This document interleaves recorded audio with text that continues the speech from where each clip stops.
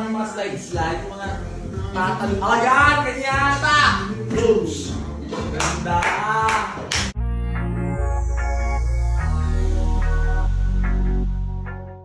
Dumalaw nga ang mga kaibigan ni Angelica Panganiban sa kanilang bahay.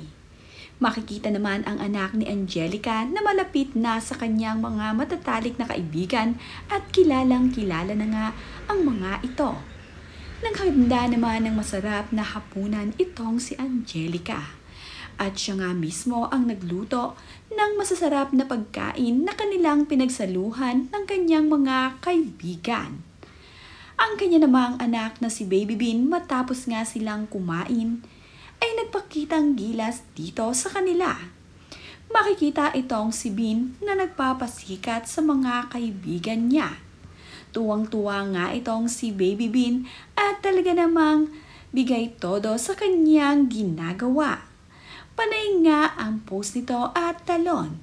Itinataas pa nga niya ang kanyang mga kamay upang maging balance ito kapag siya ay lumundag sa upuan. Tila naman nga punong-puno ng energy itong si Bean at panay nga ang pasikat dito sa mga kaibigan ni Mami Angelica. Punong-puno talaga ng energy ang batang ito. Kaya naman, aliw naman sa kanya ang mga kaibigan ng kanyang mami. Ganda!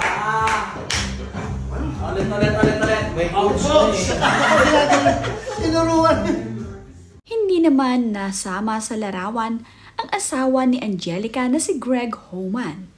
Marahil ay busy pa sa trabaho ang kanyang asawa kaya naman sila na lamang muna ang naunang kumain. Ito namang si Bean ay pinapakinggan ang nasa loob ng tiyan ng kaibigan ni Mami Angelica.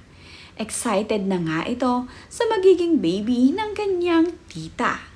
Nagkaroon nga ng masayang bonding ang magkakaibigan dito sa bahay ni Mami Angelica. At kapansin-pansin din ngayon ang pagiging blooming ni Mami Angelica at pagiging rosy cheeks ng kanyang mga pisngi. Iba talaga kapag inspired ang tao. Makikita mo nga na nagiging blooming ito at talaga namang pagkaganda-ganda. Kagaya na nga lamang nitong si Angelica na napakaganda at blooming ngayon. At mayroon pa nga ang magandang balita dahil nakakapag-gym na nga siyang muli.